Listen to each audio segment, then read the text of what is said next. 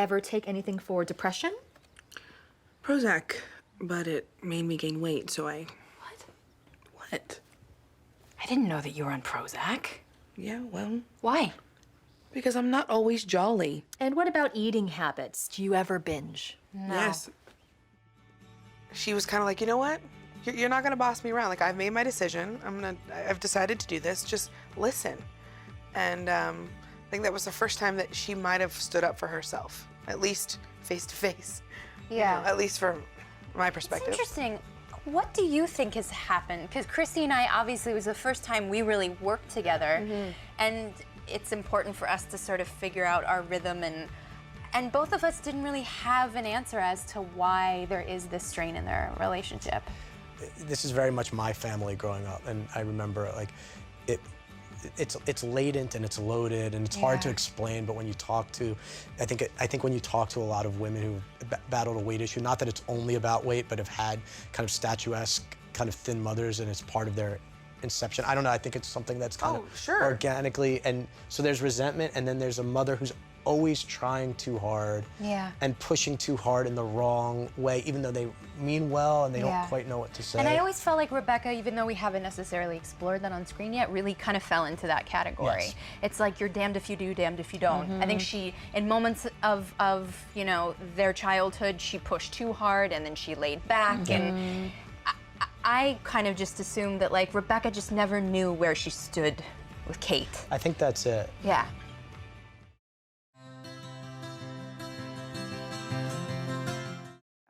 I shouldn't have run off.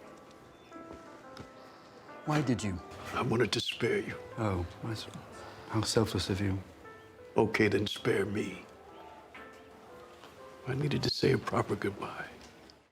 You know what? It was interesting because I wasn't shocked by it or anything like that. I immediately went into, okay, how did William get there? And so I had this process where I was like, it made sense to me. It started to really make sense to me where William was in regards to his looking toward the afterlife already. But more importantly, the love I think that he is seeking, that he hasn't had in his life. And I think Jesse somehow brings that into his life. And so it becomes far beyond the sexuality for William. It becomes deeper. It's sort of like a deeper love that all of us always kind of look for in our life, where you know that someone will be there to clean your bedpan. You know, and I think William feels like he doesn't feel attractive anymore. He doesn't feel like probably a woman would want to be with him. And maybe in the meeting, he meets Jesse and they start to go out for coffee and he realizes that he's in love with this man.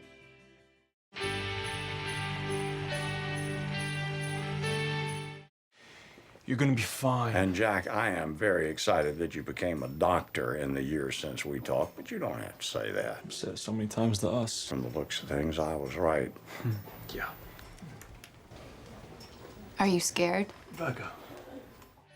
It's impossible to expound on how integral a part of our family Dr. K is.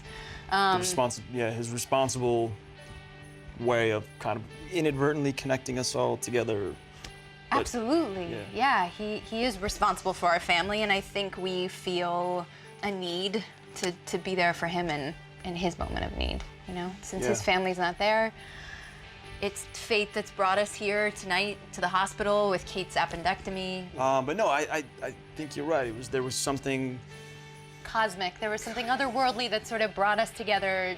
Christmas Eve, the fact that like his family wasn't there and we were able to step in and be there and be his support system and his solace and his, you know, great moment of need, I think it wasn't lost on us. Yeah. So beautiful because in the pilot, you know, and then you see, I was like, oh my gosh, this is, obviously I've never even worked with, but like, I loved him, and I feel like he's helped me and saved me. There's so much more to learn about who Dr. K is and his history and what's to come, that when you discover all that stuff a little later in the season that we're filming, and then relating it back to that moment where we are his family in the hospital.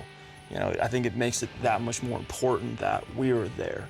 Yeah. So I'm gonna excuse myself. I gotta go put my beard on and jump back to 1980. So you guys finish up.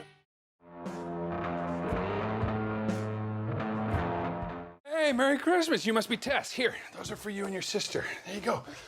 Randall? Yeah. Yeah, hey. Toby, how are you? Good to see you. Merry Christmas. Merry Christmas.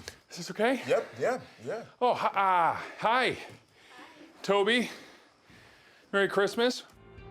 I think you needed to choose you first. It's funny because throughout, you've like prioritized, of course, Kevin, you know what I mean? You've prioritized even Toby in some way, like even letting, you know, when he invites you to his party to watch the game, and you know what I mean? I think you've done that, and I think for Kate, what was so powerful about this was that you chose you first, and even if it led to him coming back and then having to make the next decision, I think just knowing that you did that one, you know what I mean? Which is so wonderful for the character. Yeah. And I think for plus size women, generally speaking. Yeah, it's not like, oh, let me just, you know, somebody's there, let me, you know, no. Or you're like doing it for him as opposed to doing it for you, Yeah, and that's a really big deal. I think as humans, we put other people first, which is beautiful. Yeah.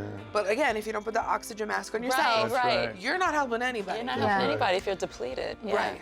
Yeah. And you can't give from an empty well. So when he comes and it's just this incredibly beautiful, like, this is the kind of thing that people dream about. Oh my gosh, my boyfriend's coming back, and he really gesture. Right. Yeah. Oh my goodness, and to meet my family, and it's amazing.